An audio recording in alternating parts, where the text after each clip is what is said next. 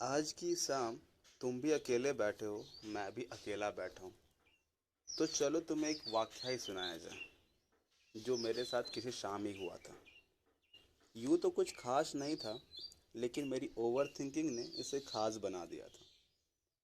हुआ कुछ ये था कि मैं कोलकाता आए हुए था अपने दोस्तों के पास। और कोलकाता अपनी बिन मौसम बरसात के लिए भी उतनी ही जानी जाती है जितना अपने रसगुल्लों के लिए। शाम का वक्त था। स्टेशन पर से उतरा, दोस्त का पता लेकर 9/A वाली बस ढूंढ रहा था। जेब में पैसे इतने थे कि ऊबर पूल तो कर ही सकता था, लेकिन उस मौसम में बस लेना ही सही लगा। कभी कभी इन छोटी डिसीजंस को ना जल्दी लेने चाहिए ताकि आगे इंजॉय कर सकें। जो बस मिली तो 3-4 लोग से पहले तो मैं कंफर्म हुआ कि हाँ भाई, पता सही है ना, पहुंचा तो देगी ना। सबने बोला हाँ हाँ, क्योंकि इन नए शहरों में गुम होना अब इतना अच्छा नहीं होता। इधर बस के इंजन शुरू हुआ और उधर बादल की गड़गड़ाहट के साथ बारिश।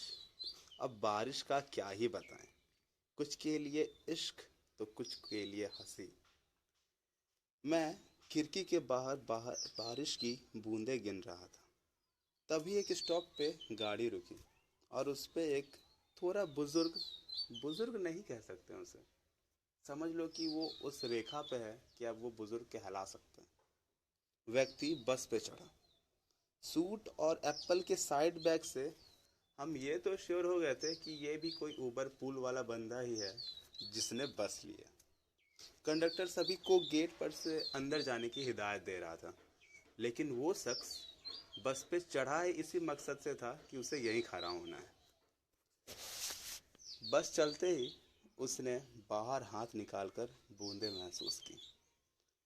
थोड़ी देर बाद अपना आधा कंधा निकालकर भिगोना चाहा। कंडक्टर ने फटकार भी लगाई, लेकिन उससे कहाँ पड़ी थी कंडक्टर की।